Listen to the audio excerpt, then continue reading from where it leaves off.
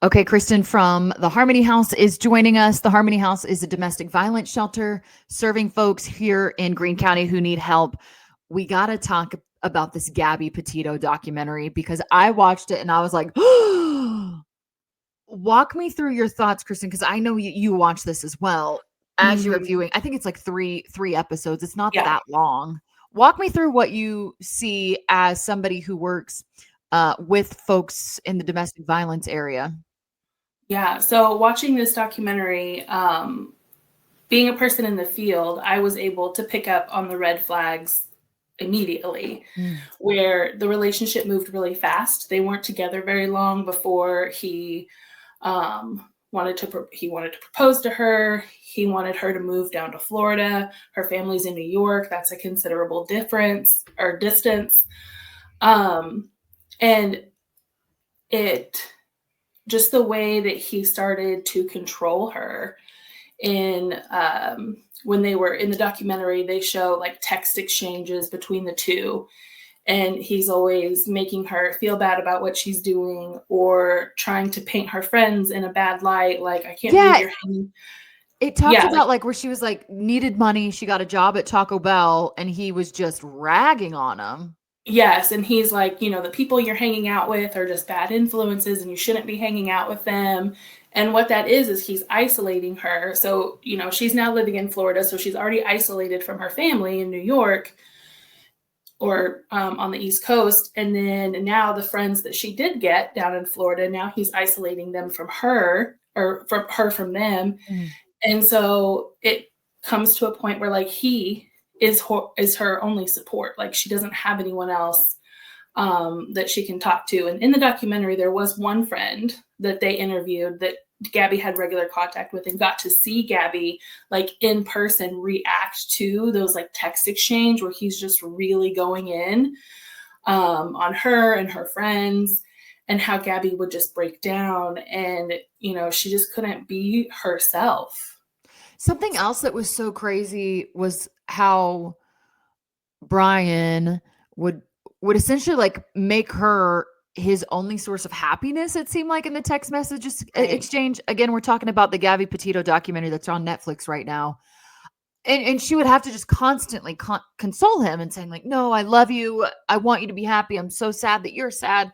Is that kind of a red flag too, or like how does that play into this role of domestic violence? Yeah, that is a huge red flag because now he's manipulating her to stay in that relationship because if you're not with me and we're not together, I can't be happy. Like that's where we see sometimes threats of suicide come in, where the abuser is threatening to kill themselves because the victim is talking about leaving or wants to leave. And so when the victim starts to feel bad for the abuser, it's like, oh, well, they do love that person and you want that person to be happy. And so when they're telling you that you're the source of, like, they can only be happy with you, then it traps that victim in their relationship.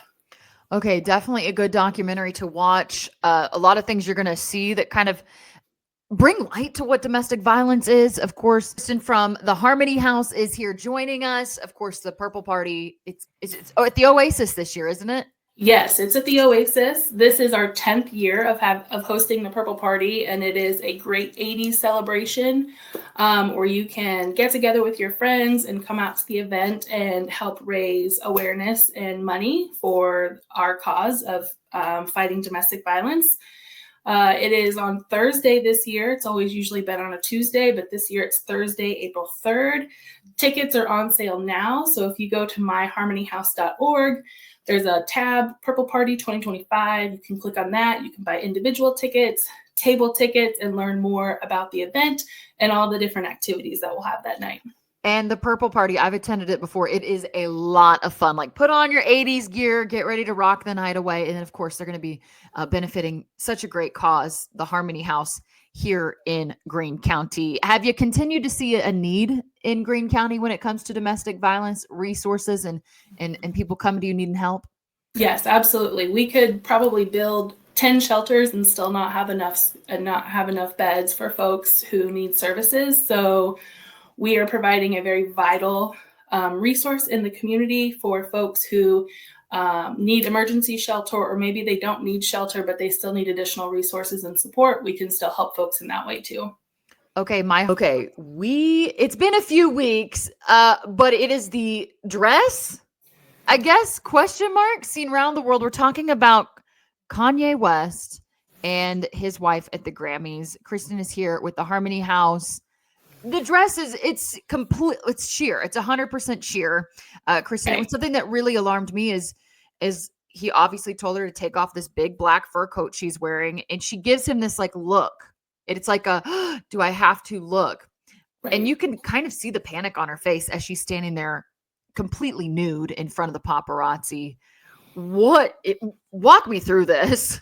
Yeah. So I think just in looking at her body language and how she constantly looks to him, and she doesn't really seem to do anything until he tells her to do something. So, in my opinion, looking at that dynamic, I see someone who's in an abusive relationship and who is losing control of their autonomy to their partner. And we've seen this from that dynamic. Even when he was with Kim Kardashian, she made reference in several interviews that I saw where like he was dressing her, like he was trying to mold her into this like high fashion icon or something. And I've also seen other pictures of Kanye and his now wife Bianca, where she's often wearing things that are like very sheer, or like That's there's what I hardly was anything thinking. to the outfit. I was thinking that I had seen her in other pieces of clothes that were just she looked uncomfortable. Like there's not another way to Yeah. describe the look on her face. She looks uncomfortable. Yeah, and we don't really hear from her like on social media, so she doesn't really seem to have a voice, at least, outwardly.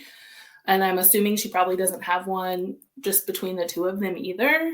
And so you can just see her losing her autonomy, and he's trying to control who she is to a person. So it makes me wonder, like, what is happening behind closed doors? Like when we're not seeing, like, what are we not seeing? Um, and it's really concerning because we know the power of social media. Kanye West is still unfortunately a very powerful figure in our society, and so seeing that gives other abusers, makes them feel empowered to like do the same. Like, well, if Kanye is doing this, then like I can do this too. And it's just perpetuating that very harmful norm that like the husband controls the wife. Like Yeah, and it's just there was another thing with Kanye I wanted to ask you about. A few years ago he had that seemingly gospel album. mhm. Can we talk about like I don't even know if this is the right question to ask, like this whiplash of him going from having this gospel type album to parading his wife around nude, because I think he designed that dress, didn't he? I think so. And it was, I read an article about the incident, and they said that they had altered the dress like 6 times. And I was like, it's like What did they what do? is Cut there off to the bottom of alter? it? Like, yeah. Yeah. So Kanye's back and forth. I think we've seen that a lot from him like over the years in lots of different ways. And I'm not a mental health professional, so I'm not here to like diagnose, but I do think there's some mental health issues going on. And I think we saw that from when his mom passed. Like he's never been the same since that happened. And not that that's an excuse for his behavior, but I think there are a lot of things going on with him that he needs to fix, because now he's taking this and he's projecting it onto his partners, and like we've seen with Bianca, parading her out on the Grammys red carpet, which is probably one of the biggest red carpets of the year, and she's completely nude. Okay, myharmonyhouse.org. That's going to be the website. They do have a big fundraiser night coming up on April 3rd. It's the Purple Party. You can get tickets at my. Kristen is joining us from the Harmony House. The question is, how can men be advocates for those who are going through or who have been through domestic violence? Yeah, so we know domestic violence is primarily a women's issue, where majority of the victims are going to be female, with the perpetrators being male. But men in our society, I think, have a duty to challenge those social norms where it's very kind of ingrained in our society, where you have the man who's the head of head of household, and then the female partner is supposed to be submissive. So if we can get men to stand up and challenge those social norms, also learning more about the issue, men getting involved with, local organizations or attending educational presentations. And we also need to be teaching our young boys about healthy relationships. I think there are so many messages that our kids get that are not good. Mm-hmm. One of the examples I like to use is when kids are young and a boy pushes the girl down, and it's like, oh, well, he must really like you if he's picking on you, and that's sending the wrong message to both our boys and our girls. So if we can start to send the right message about healthy relationships to our boys, then that's what they grow up with, and that's how they enter their own dating relationships. And it's just, for a man to stand up about domestic violence and take a stand, I think is huge, and also holding other men accountable. So when you see someone or maybe it's even a friend of yours or a family member, you see them inflicting harm on their partner, like, call that out and hold them accountable for that, and educate them on why that's wrong. Okay, myharmonyhouse.org. That's the website if you would like to learn more or if you need help.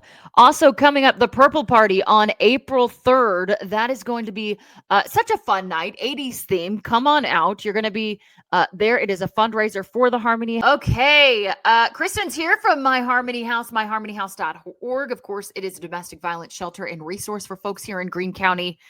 Can we talk about why sometimes, maybe more often than what we think, victims of domestic violence will recant their story? Yeah. So I think we saw this in the Gabby Petito documentary that's out on Netflix now, where when they had their first interaction with law enforcement, she downplayed her situation. And when I'm looking at that as someone in the field, I'm seeing a victim of abuse who is terrified to admit what's going on, because she knows that there's likely consequences of that from her abuser. And they're in this van and they're like all over the country, so there's no one around. Yeah, if you guys aren't familiar, Brian and Gabby, they went to start a YouTube travel channel, van lifing, and then ultimately he killed her. Yeah, so that is like the ultimate isolation there. But what we see with victims recanting is that they're doing this under coercion. So domestic violence is rooted in power and control and coercive control. And so, maybe a victim files a police report and charges are filed, but then that abusive partner is starting to, try to shift the blame and try to get the victim to feel bad, or maybe they're minimizing the abuse that happened. The abuser might, start to say that, like, oh, I can't live without you. I can't believe I'm going to be alone. Like, this is, you're doing all these terrible things to me. They, will instruct a victim to recant. They might even use their friends or family members to intimidate the victim to recant. And it's not because... Don't they call that flying monkeys? Yeah. And it's not that this didn't happen. It's just that, in that power and control dynamic, like, that's, abusers are going to make threats, and that's terrifying for a victim. And so, they may tell the prosecuting attorney, like, no, this didn't actually happen, or it wasn't as bad as I said it was. And I think so often our society is like turns to victim blaming when they see someone recant. And it's like, yeah, but there are so many deeper levels to that it's not just like victims out here making false reports. It's because there's a lot of coercion on behalf of the abuser. Domestic violence is complicated. It's not a one-size-fits-all type thing. Right. Kristen is joining us from the Harmony House. The Harmony House is a domestic violence shelter and resource for folks here in Greene County. Let's talk about flipping the script. How on occasion, maybe more often than not, the abuser will act as if they are the ones being abused. Walk us through that. Yeah, so we see this a lot working in the field. We see this a lot where maybe a domestic violence incident has happened in the home. Either the victim has called 911 or maybe a neighbor has called 911, and the police show up. Abuser answers the door and they are cool, calm, and collected. Mm. And then you've got the victim in the home who is probably hysterical because maybe she's just been physically assaulted or something terrible has happened to her.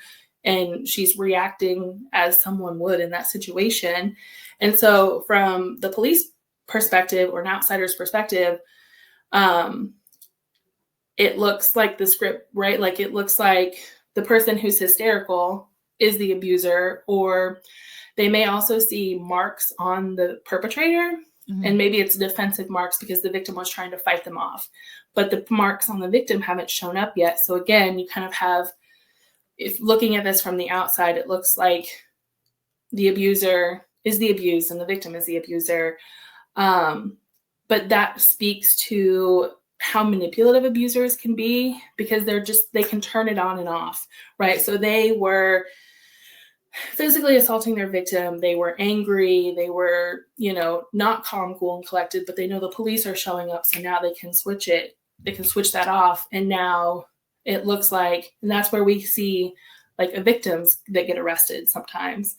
And I think we also saw that in the Gabby Petito documentary that's on Netflix. The video came out from the law enforcement and she's crying hysterical in the back of the cop car, and he's calm, cool, and collected. I think they take him to a domestic violence shelter for the night, right? And just leave her in the van. Yeah, they took him to a hotel and they gave her the keys to the van. And I think at one point in Brian's conversation with the police, they were like, yeah, she's not on her meds, or they call her crazy. Oh, and so, this happens. And then the cop was like, yeah, my wife gets anxiety. Right. Like, oh. Yeah. So again, they're really downplaying what has happened to Gabby. And even though she has a mark on her eye, he also has scratches, presumably because she was trying to fight him off. But then that's where we see that script get flipped, where he is taken to the hotel for safety and she's given the keys to the van. It makes no sense. Right. It's complicated. Very. It's complicated to spot. Okay. Hey, the Harmony House has the Purple Party coming up on April 3rd. You can get tickets at myharmonyhouse.org.